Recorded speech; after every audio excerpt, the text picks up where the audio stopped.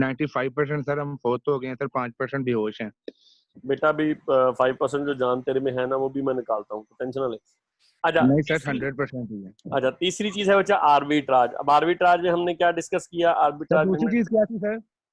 दूसरी थी independence of events, जिसमें हमने देखा था इंडिपेंडेंस ऑफ इवेंट्स। पहली क्या थी सर? पहली रैशनैलिटी ऑफ इन्वेस्टर्स, पहला था इन्वेस्टर रैशनल होते हैं। हमने डिस्कस किया कि थ्योरी कहती है एफिशिएंट कैपिटल मार्केट थ्योरी कि इन्वेस्टर रैशनल होते हैं, लेकिन एविडेंस कहती है कि नहीं होते।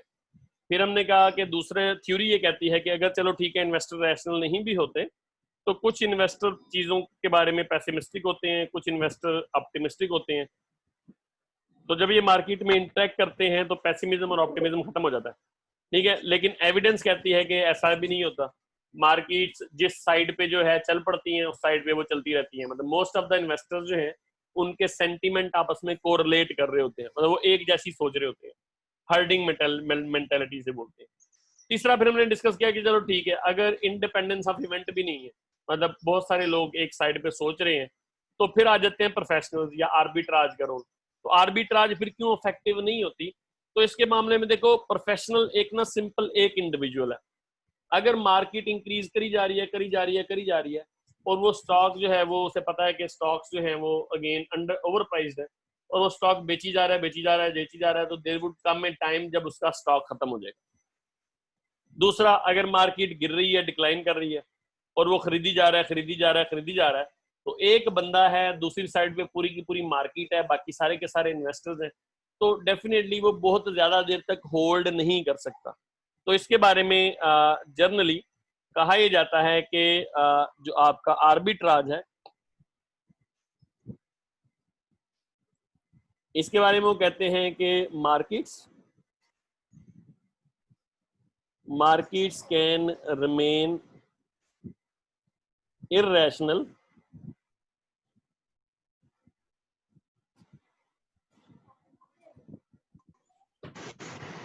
longer than you can stay solvent।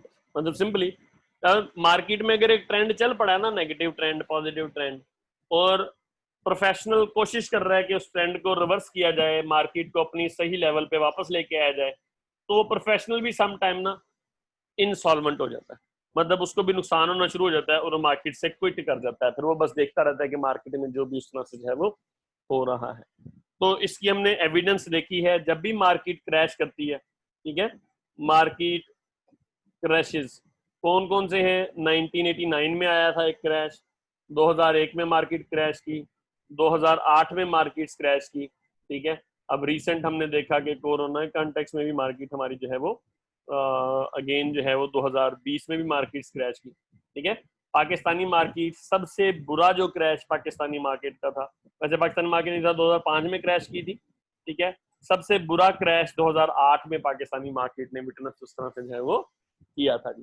तो मार्केट्स क्रैश करती हैं जब ये आर्बिट्राज फेल हो जाता है। तो एक एफिशिएंट कैपिटल मार्केट को क्रैश नहीं करना चाहिए, ठीक है।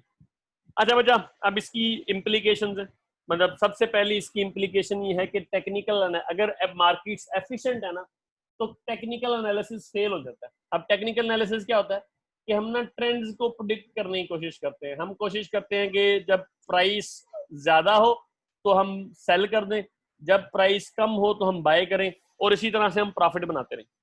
और ये कब पॉसिबल है? अगर हम ट्रेंड को लोकेट कर सकें किसी तरह से, हम ये देख सकें कि प्राइस कब ऊपर जाएगी और कब नीचे जाएगी, तो हम ना बड़े सुकून से प्रॉफिट कमा सकते हैं।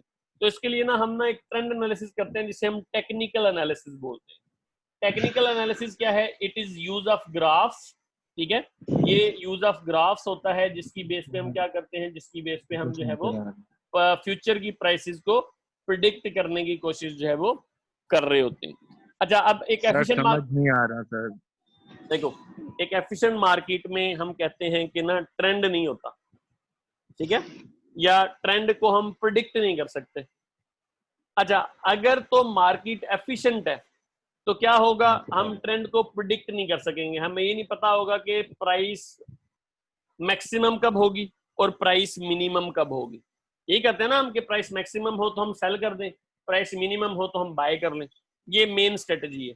लेकिन अगर सर पिछले आधे घंटे से सर मैं आपसे क्वेश्चन कर रहा हूँ, मैं भी कहूँ सर जवाब नहीं दे रहे, वो सर मेरा म्यूट हुआ था। अच्छा जी, ठीक है जी, बोले। सर आपके होते हुए मैं कैसे बोल सकता हूँ सर? अच्छा ड्रामे ना करो, ये तुमने नाम भी उस तरह से रखा हुआ है, क्वेश्चन वगैरह करने हैं तो अपना सही नाम रख के, नाम चेंज करके अपना सही नाम जो है वो करो। ठीक हो गया जी। अच्छा तो बच्चा अगेन टेक्निकल एनालिसिस क्यों फेल होगा? डेफिनेटली अब देखो होगा यूं कि जैसे मुझे पता है कि कब बाय करना है और कब सेल करना है। मैं सेल क्यों कर रहा हूँ? जब प्राइस मैक्सिमम पे है तो मैं सेल कर रहा हूँ, क्योंकि उस टाइम पे डिमांड ज्यादा है। मैं सेल कर रहा हूँ, डिमांड ज्यादा है, तो जैसे मुझे पता है ऐसे बाकी लोगों को भी पता लग सकता है। तो जैसे ही उन्हें भी पता लगेगा कि वो क्या करेंगे, वो भी वहां पे सेल करने की कोशिश करेंगे। तो प्राइस ज्यादा की होती है जब डिमांड ज्यादा होती है, तो जब सारे सेल करने की कोशिश करेंगे तो क्या हो जाएगा, सप्लाई ज्यादा हो जाएगी। और आहिस्ता आहिस्ता क्या सर होगा, पेट्रोल की डिमांड ज्यादा है, सर पेट्रोल की डिमांड ज्यादा है बट उसकी प्राइस कम हो रही है। क्या कह रहे हो? अपना नाम सर ना चेंज करके, पेट्रोल, अपना नाम चेंज करके आओ, ऐसे नहीं। सर मैंने सर सबको कर दिया, सबको कर दिया।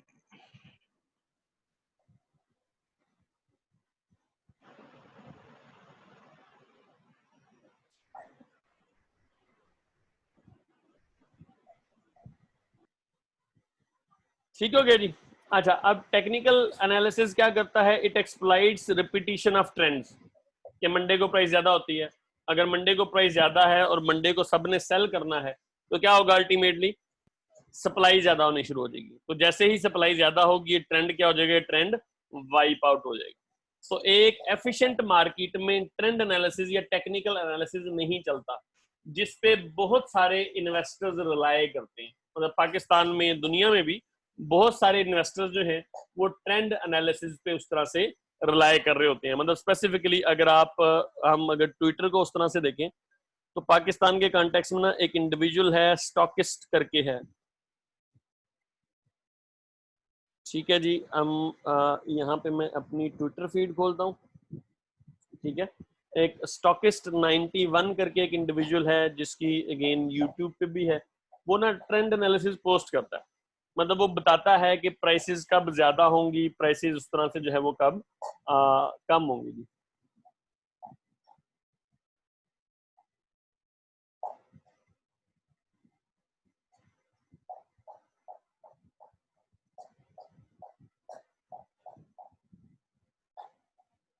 ठीक है जी।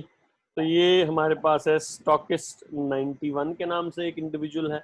ये क्या करता है, ये इंडिविजुअल ना ट्रेंड एनालिसिस पोस्ट कर रहा होता है डिफरेंट। देखो ये ट्रेंड एनालिसिस है, मतलब इसके यहाँ पे ना ग्राफ्स आपको मिलेंगे बने हुए, ठीक है। अब ये क्या करता है, ये बेसिकली इसकी यूट्यूब पे भी वीडियोस है, अगर आप उस तरह से जो है वो देखना चाहें तो यूट्यूब पे भी आप देख सकते हैं जी। मुख्तलिफ स्टॉक्स को ये प्रोडिक्ट करने की कोशिश जो है वो करता है। देखो यहाँ पे ना इसने ट्रेंड बताया हुआ है, देखो पास्ट में इस लेवल तक गया तो फ्यूचर में भी क्या होगा, इस लेवल तक जाएगा। उसके बाद इसने देखो ट्रेंड बताया हुआ है कि अब ना इस लेवल से प्राइस नीचे जाएगी, ठीक है। तो अगेन ये डिफरेंट ट्रेंड्स या डिफरेंट ग्राफ्स की बेस पे ये फ्यूचर की प्राइसेस को प्रोडिक्ट करने की कोशिश करते हैं। ये जो स्पेसिफिक ग्राफ है ना, इसे हम कैंडल एंड स्टिक ग्राफ बोलते हैं, ठीक है। कैंडल एंड स्टिक ग्राफ ये एक दिन का एक बार होता है, ठीक है। तो यहाँ पे क्या कर रहे हैं, यहाँ पे ना कोशिश कर रहे होते हैं again to predict the stock prices. के पास्ट में जो है वो 2015 में ये हुआ, फिर 2016 में ये हुआ, पास्ट में इस स्टॉक की स्पेसिफिक प्राइस ये रही। तो अब ये एंग्रो का कर रहे हैं जी, यहाँ पे देखें ये एंग्रो कॉर्पोरेशन का ग्राफ है उसकी प्राइस का, और यहाँ पे ये इसकी फ्यूचर की प्राइस प्रिडिक्ट करने की कोशिश कर रहे हैं यूजिंग टेक्निकल एनालिसिस। ठीक हो गया। तो ये टेक्निकल एनालिसिस है जिसकी बेस पे हम फ्यूचर की प्राइस को प्रिडिक्ट करने की कोशिश करते हैं। हम ये देखते हैं अगर पास्ट में इसके बाद इस लेवल के बाद प्राइस गिर गई थी तो अब भी इस लेवल के बाद प्राइस गिर जाएगी तो मुझे यहाँ बेच देना चाहिए। लेकिन अगेन अगर मैं भी टेक्निकल एनालिसिस पर रिलाय कर रहा हूँ, बाकी भी टेक्निकल एनालिसिस पर रिलाय कर रहे हैं, तो क्या होगा, मुझे इस लेवल के बाद जो है वो क्या करना चाहिए, स्टॉक को बेच देना चाहिए, ठीक है। तो अगेन प्राइस गिरनी चाहिए इसके बाद, लेकिन अगेन द थिंग इज कि अगर प्राइस नहीं गिरती तो मुझे नुकसान होगा। तो अगेन जो आपका ट्रेंड एनालिसिस है उसकी बेस पे आप जो है पास्ट के ट्रेंड्स की बेस पे, रिपीटिशन ऑफ ट्रेंड की बेस पे डिसीजन लेते हो और अपनी इन्वेस्टमेंट के मामला को देखने की कोशिश है वो करते हो। ठीक हो गया। अच्छा जी, इसके बाद अगेन हमारे पास फंडामेंटल एनालिसिस है। अच्छा भैया, दूसरा दो किस्म के एनालिसिस ना वाइडली यूज होते हैं। एक टेक्निकल एनालिसिस होता है जिसमें हम ट्रेंड्स को देखते हैं, एक ना फंडामेंटल एनालिसिस होता है। फंडामेंटल एनालिसिस में हम क्या करते हैं, हम मार्केट के कंपनी के फंडामेंटल्स को देखते हैं। स्पेसिफिकली जिन रेशियोज का हम इस्तेमाल करते हैं वो प्राइस अर्निंग रेशियो वगैरह का हम इस्तेमाल करते हैं। हम दो किस्म के एनालिसिस होते हैं। पहला है जी टेक्निकल एनालिसिस, ठीक है। टेक्निकल एनालिसिस में we use graphs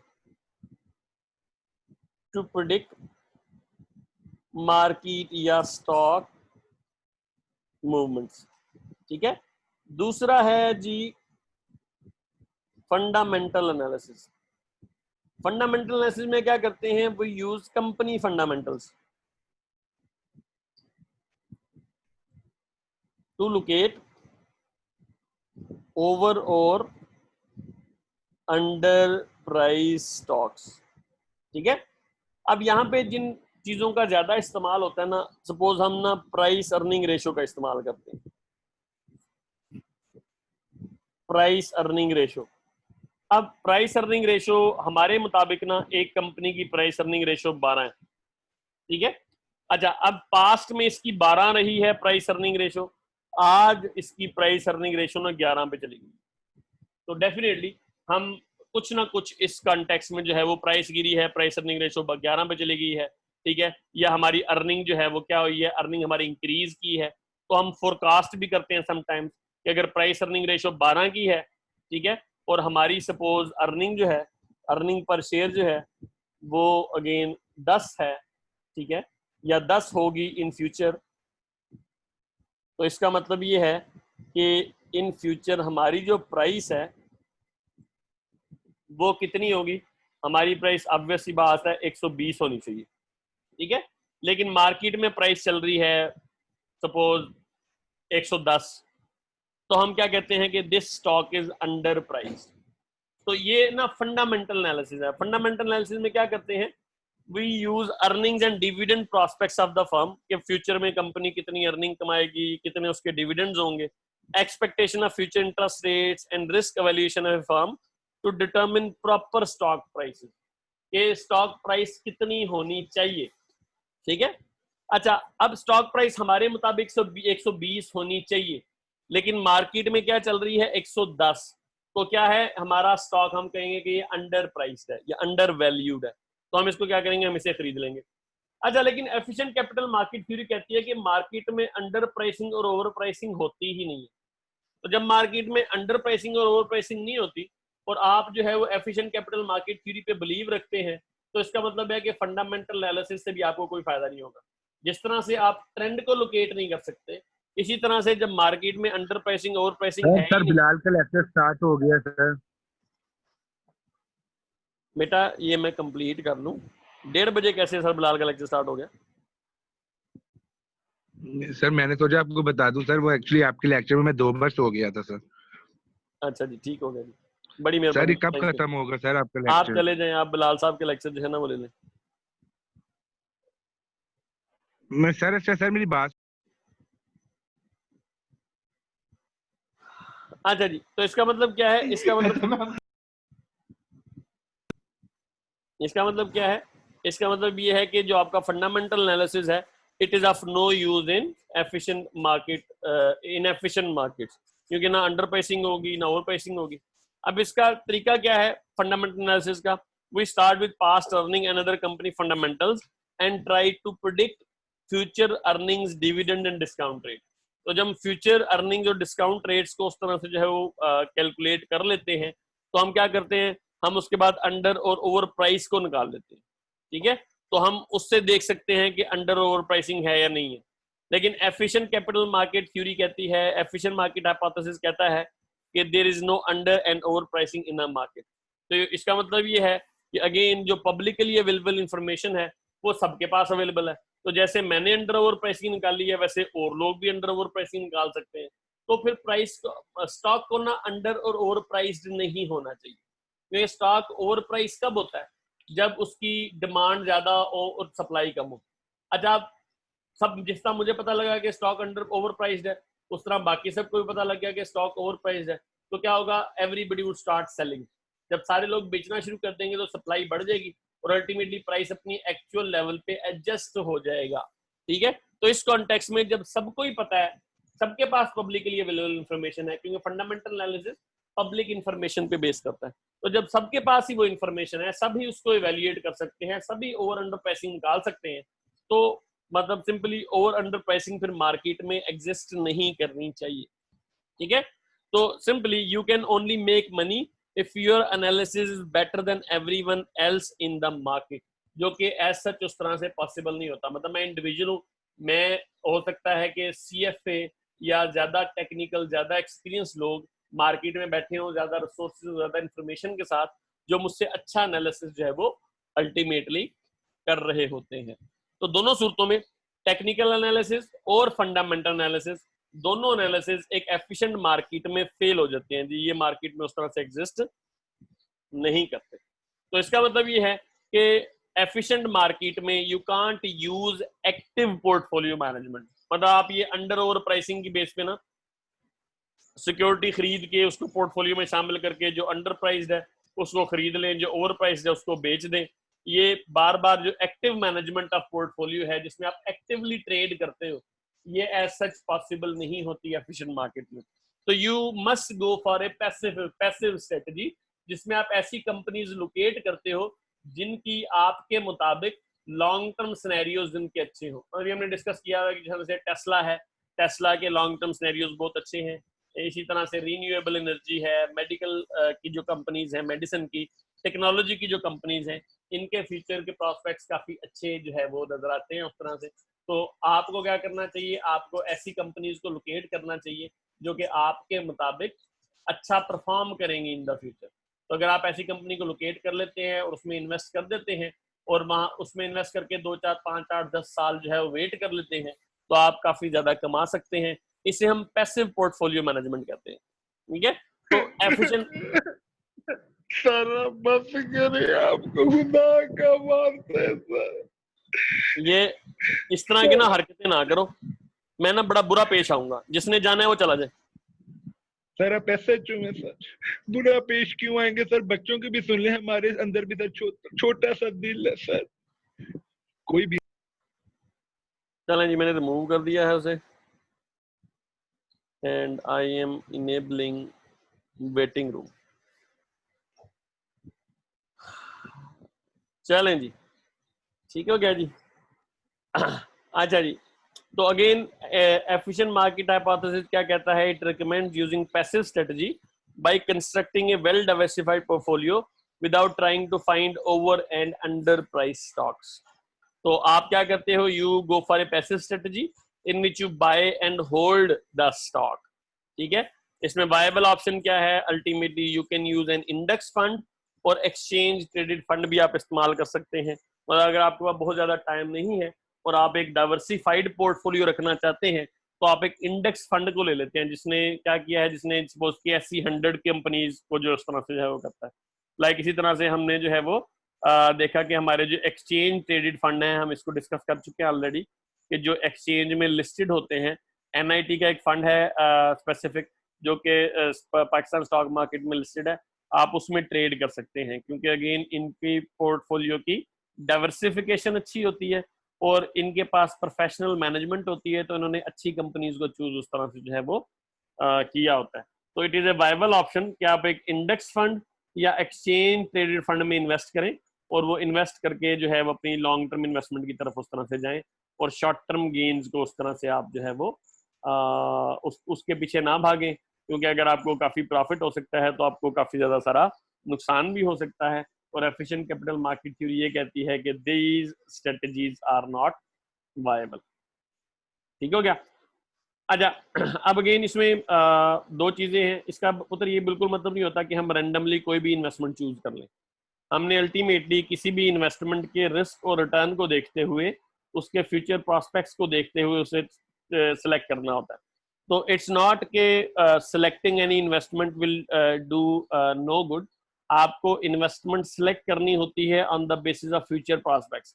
like Google और याहू को अगर आप कंपेयर करें तो एक जमाने में Yahoo was a great company जिसकी मार्केट कैपिटलाइजेशन गूगल से अच्छी थी, लेकिन ओवर द टाइम जो है वो याहू क्या हो गया, याहू डिक्लाइन कर गया। इसी तरह से नोकिया और एप्पल को अगर आप देखें तो एक जमाने में नोकिया की मार्केट कैपिटलाइजेशन, नोकिया की प्राइस, नोकिया की वैल्यू ज्यादा थी, लेकिन ओवर द टाइम क्या हुआ, नोकिया डिक्लाइन कर गया और आपका जो एप्पल है या अगेन इसी तरह सैमसंग है, उनकी प्राइस उस तरह से इंक्रीज की। तो you need to find a company जिसके रिस्क और रिटर्न कैरेक्टरिस्टिक्स आपसे मैच करते हो और जिसका लॉन्ग टर्म कॉन्टेक्ट जो है वो आपको जो है वो अच्छा लगे, या लॉन्ग टर्म कॉन्टेक्ट आपको लगे कि उसमें पोटेंशियल है। ठीक है। दूसरा, आपने डाइवर्सिफिकेशन भी करनी होती है, ऑब्वियस सी बात है। अब ये तो नहीं ना होगा कि आप सारे के सारे पैसे अपने जो है वो एयरलाइन इंडस्ट्री में लगा दें। अब एयरलाइन इंडस्ट्री में लगाएंगे, जिस तरह से आजकल के सिनेरियोज हैं, सारी की सारी एयरलाइन इंडस्ट्री बैठी हुई है, तो आपको कुछ पैसे एयरलाइन इंडस्ट्री में लगाने हैं, कुछ पैसे आपको क्या करने हैं, कुछ पैसे आपको अल्टीमेटली हेल्थ या मेडिकल सेक्टर में लगाने हैं, कुछ डिफेंस सेक्टर में लगाने हैं, कुछ ऑयल एंड गैस सेक्टर में लगाने हैं, ताकि आप बेटर तरीके से डाइवर्सिफिकेशन उस तरह से जो है वो कर सके। ठीक है। इसके बाद आपको अपने टैक्सेशन भी देखनी होती है। There might be certain securities जो कि आपको डिविडेंड दें। अब dividend pay foreign tax charge हो जाता है। देयर आर अदर सिक्योरिटीज जो कि अभी डिविडेंड हो सकता है कि ना दें, लेकिन आपको जो है वो लॉन्ग टर्म ग्रोथ देती है। तो अगर तो आप टैक्स को अपने मैनेज करना चाहते हैं बेहतर तरीके से, तो आपको देखना है कि आपकी करंट इनकम कितनी है और उस पर टैक्सेशन कितनी पड़ती है। आपको डिविडेंड्स के कॉन्टेक्स्ट में ज्यादा टैक्स देना पड़ेगा, या इसी तरह से आपको जो है वो कैपिटल गेन के कॉन्टेक्स्ट में ज्यादा टैक्स जो है वो देना पड़ेगा। ठीक है जी। इसके बाद there might be other factors like age of investors है। अगर सपोज मैं एक यंग इन्वेस्टर हूँ एंड मेरे पास पैसे हैं, मैं अर्न अच्छा कर रहा हूँ, मेरा गुजारा अच्छा हो रहा है, मेरे पास सेविंग्स भी हैं, तो I will choose the stocks जो कि ग्रोथ स्टॉक होंगे, जो कि अभी हो सकता है डिविडेंड ना देते हों, लेकिन उनकी फ्यूचर में प्राइस जो है काफी ज्यादा हो जाएगी। ठीक है। लेकिन अगर मैं एक एजिड इन्वेस्टर हूँ और मैंने अपनी ग्रेजुटी या मैंने अपनी पेंशन वगैरह इन्वेस्ट करनी है किसी भी स्टॉक में, तो मैं ऐसे स्टॉक को प्रेफर करूंगा या ऐसी इन्वेस्टमेंट को प्रेफर करूंगा जहां से मुझे रेगुलर रिटर्न उस तरह से आता रहे। ठीक है। तो definitely you need to pick and choose the investment जो कि आपके प्रेफरेंसेस से उस तरह से मैच जो है वो करती हो। ठीक हो गया जी। अच्छा, इसको सच ना अगेन मार्केट्स, इसका देखो अगेन अगर मार्केट्स एफिशिएंट है ना, तो वो रिसोर्सेज को अच्छी कंपनीज की तरफ चैनलाइज करती हैं। मतलब सिंपली अगर इन्वेस्टर्स को पता हो कि कौन सी कंपनी अच्छी है या कौन सी कंपनी के प्रॉस्पेक्ट्स ब्राइट हैं, तो इन्वेस्टर उस कंपनी में इन्वेस्ट करेगा, उसके शेयर खरीदेगा, वो नए शेयर इशू करेगी तो फिर भी इन्वेस्टर खरीदेगा। तो मार्केट्स क्या करती हैं, एफिशिएंट मार्केट्स गाइड अस कि हम अपनी इन्वेस्टमेंट को कहाँ पे चैनलाइज करें। तो हम अपनी इन्वेस्टर को ऐसे सेक्टर्स में, ऐसी कंपनीज में चैनलाइज करते हैं जिनकी एनपीवी पॉजिटिव हो। ठीक है। अच्छा, लेकिन अगर मार्केट्स इनएफिशिएंट हो और सिक्योरिटीज मिस प्राइस्ड हो, मतलब सस्ती सिक्योरिटी मार्केट में महंगी बिक रही हो, तो क्या होगा, मिस एलोकेशन ऑफ रिसोर्सेज होगी। मतलब क्या होगा, लोग इन्वेस्ट करेंगे, उनके पैसे डूब जाएंगे। जब बार बार पैसे डूबेंगे तो लोग इन्वेस्ट करना छोड़ देंगे। तो जब लोग इन्वेस्ट करना छोड़ देंगे तो अल्टीमेटली क्या होगा, अल्टीमेटली कॉर्पोरेट सेक्टर बैठ जाएगा, उनको नए रिसोर्सेज नहीं मिलेंगे, लोग उसमें इन्वेस्ट नहीं करेंगे, नई इनोवेशंस नहीं होंगी, नई इजादात नहीं होंगी, नई प्रोडक्ट और सर्विसेज डेवलप नहीं होंगी। तो एक अच्छी इकोनॉमी के लिए या इसी तरह से एक अच्छे रिसोर्स एलोकेशन के लिए आपकी मार्केट का एफिशिएंट होना जरूरी है जी। ठीक है। तो अगेन अगर मार्केट्स इनएफिशिएंट होंगी तो corporations having low future prospects, जिनके ओवर वैल्यूड होंगे stocks, will be able to obtain financing cheaply and vice versa. तो ऐसी कंपनी जिनमें पोटेंशियल है उनको फाइनेंसिंग महंगी मिल रही होगी, मतलब उन पे लोग इन्वेस्ट नहीं कर रहे होंगे तो उनको ज्यादा रिटर्न कमा के देने पड़ रहे होंगे, या उनको जो है वो सस्ती अपनी चीजें बेचनी पड़ रही होंगी। दूसरी कंपनी जिसमें पोटेंशियल भी नहीं है लेकिन उनकी जो है वो क्योंकि स्टॉक ओवर वैल्यूड है तो लोग उन्हें ज्यादा पैसे दे रहे होंगे, which would result in inefficient allocation of resources, जिसकी इकोनॉमिक इम्प्लीकेशंस है। मतलब रिसोर्सेज हम ऐसे जगह पे इन्वेस्ट कर देंगे जिन्होंने कमाना कुछ नहीं है, तो इकोनॉमी ओवरऑल बैठ जाएगी। इसका एग्जांपल हमारे पास है .com बबल ऑफ 1990s। 1995 के बाद ये बेसिकली शुरू हुआ था, तो जल्दी शुरू हो गया था 1991-92 में, लेकिन 95 के बाद इसमें तेजी आ गई थी। ठीक है। ये था क्या कि जो कंपनी अपने साथ .com लगा लेती थी ना, लोग उसमें ना बहुत ज्यादा इन्वेस्टमेंट शुरू कर देते थे। अब .com का मतलब ये तो नहीं था ना कि वो कंपनी ग्लोबल चली गई है या वो कंपनी पूरी दुनिया को बेचना शुरू हो गई है, ठीक है। तो बहुत सारी कंपनीज ने बहुत ज्यादा पैसे फाइनेंसेस इकट्ठे किए और वो पोटेंशियल को रियलाइज नहीं कर सकी, और 2001 में .com बबल बर्स्ट हुआ और बहुत सारे लोगों को उस तरह से नुकसान जो है वो उठाना पड़ा था जी .com बबल में, ठीक हो गया जी। इसी तरह से simply efficient markets reflect all available information, not all the material information। मतलब जितनी भी अवेलेबल इंफॉर्मेशन है, देयर इज ए पॉसिबिलिटी कि कोई एक इंफॉर्मेशन मटेरियल हो लेकिन वो अवेलेबल ना हो, तो ऐसी इंफॉर्मेशन जो है वो अगेन क्या है, वो स्टॉक प्राइस में रिफ्लेक्ट नहीं हो रही होती। लेकिन थ्योरी ये कहती है, एफिशिएंट कैपिटल मार्केट थ्योरी, कि जैसे ही वो इंफॉर्मेशन किसी भी एक बंदे को पता लगेगी वो मार्केट की प्राइसेस में रिफ्लेक्ट हो जाएगी जी, ठीक है जी। तो thus efficient markets are not the markets with perfect foresight. It's not कि हमें ये नहीं, हम फ्यूचर का ये नहीं है कि जी फ्यूचर में कंफर्म यही होगा। तो there might be certain information जो मटेरियल हो लेकिन किसी के पास ना हो, ठीक है। तो जैसे ही वो मार्केट जो है वो सरफेस करेगी तो वैसे ही प्राइसेस डिक्लाइन कर देंगे या इंक्रीज कर देंगे। जिस तरह से आजकल कोरोना के कॉन्टेक्स्ट में है, कोरोना वाज ए थिंग जिसने उस तरह से मेटलाइज होना था, ठीक है, ये मटेरियल चीज थी एक, ठीक है। लेकिन उस टाइम अवेलेबल इंफॉर्मेशन के मुताबिक हमारी मार्केट भी ऊपर जा रही थी, अमेरिकन मार्केट भी ऊपर जा रही थी, लेकिन जैसे ही कोरोना आया, जैसे ही वो इंफॉर्मेशन मेटेरियलाइज हुई, वैसे ही स्टॉक मार्केट जो है वो डिक्लाइन करना शुरू कर दी। तो इट्स नॉट कि जो परफेक्ट मार्केट है या जो अगेन हमारी एफिशिएंट मार्केट है, इसमें प्राइसेस हमेशा से सस्टेन रहेंगी, प्राइसेस हमेशा से एक जैसी रहेंगी। It's not the case. जैसे जैसे इंफॉर्मेशन आती रहेगी वैसे वैसे हमारी प्राइसेस जो है वो चेंज होती रहेंगी। तो this is end of today's lecture. किसी का कोई क्वेश्चन है तो वो क्वेश्चन जी मुझसे कर लें। हाँ जी, किसी का क्वेश्चन है तो क्वेश्चन कर लें मुझसे। No sir. चलें, बाकी इंशाल्लाह ये चलें, ये आपका जो है हम ये अपलोड हो जाएंगे सारे लेक्चर। तो जुमे वाले दिन आपकी एक क्लास होगी जो कि रेगुलर होती है, उसके बाद आपकी सब्सिक्वेंट क्लास जो है वो सैटरडे को होगी जी इंशाल्लाह, ठीक है। दोनों न्यूमेरिकल क्लासें होंगी इंशाल्लाह।